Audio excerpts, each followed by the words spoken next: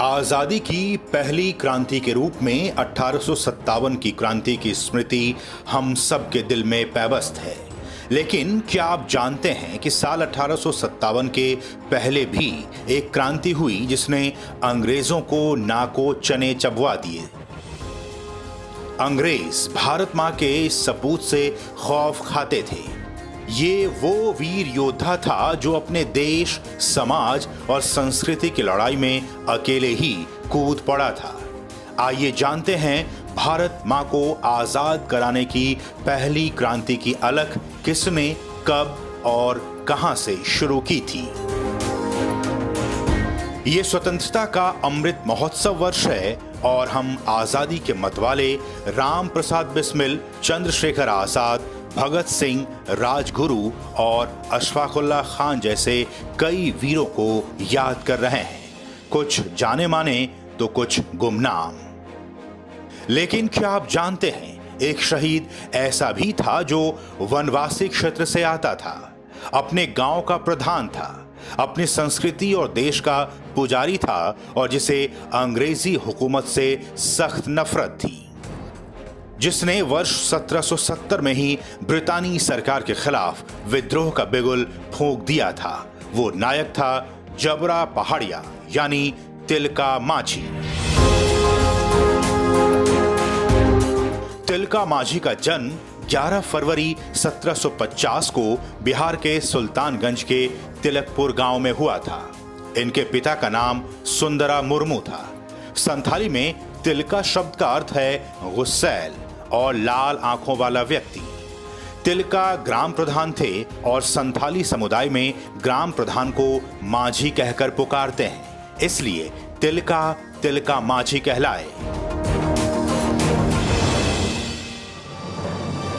तिलका माझी ने बाल्यावस्था से ही अपने जंगलों को लूटते और अपने लोगों पर अंग्रेजों का अत्याचार होते हुए देखा था। किशोर जीवन से ही अपनी जाति और परिवार पर उन्होंने अंग्रेजी सत्ता का उत्पीड़न देखा था, जिसे देखकर उनका खून खौल उठता। अंग्रेजी सत्ता से टक्कर लेने के लिए उनके अंदर विद्रोह की लहर बचपन से ही पैदा हो गई थी।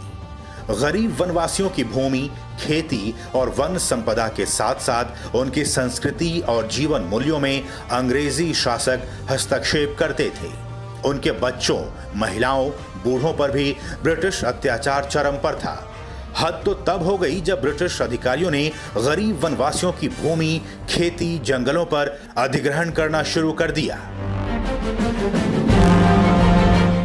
वनवासियों और पर्वतीय सरदारों की लड़ाई अंग्रेजी सत्ता से रहती थी, लेकिन अंग्रेजों की गुलामी को स्वीकार कर चुका पर्वतीय जमींदार वर्ग अंग्रेजों का साथ देता था।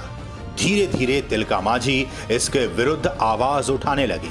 उन्होंने अन्याय और पराधीनता के विरुद्ध विद्रोह आरंभ कर दिया।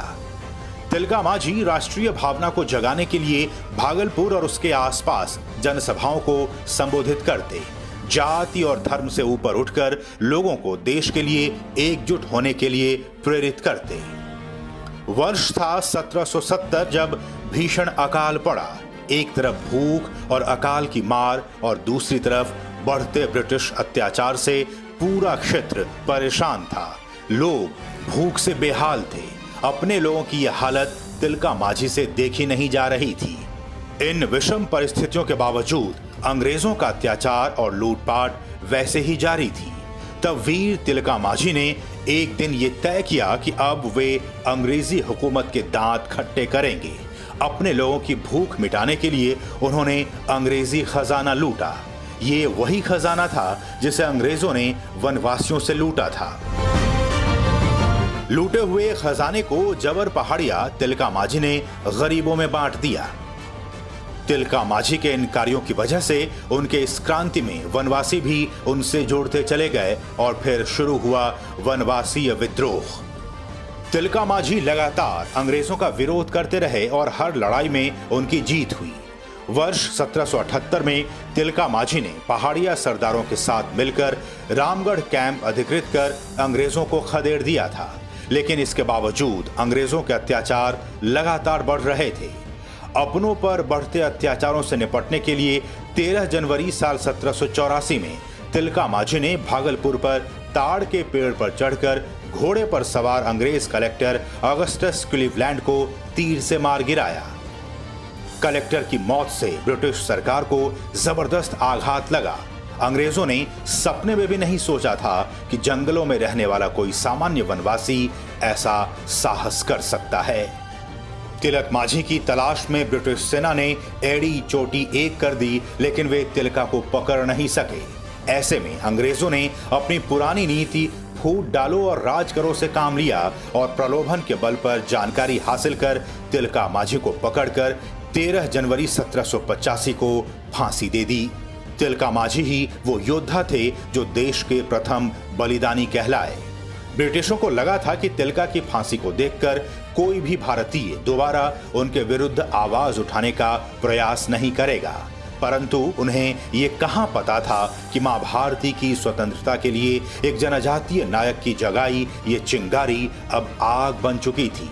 बिहार झारखंड के पहाड़ों और जंगलों से अंग्रेजों के विरुद्ध आरंभ हुआ आंदोलन अब वो संग्राम बन चुका था जिसने ब्रिटिश राज को देश से उखाड़ कर ही दम लिया।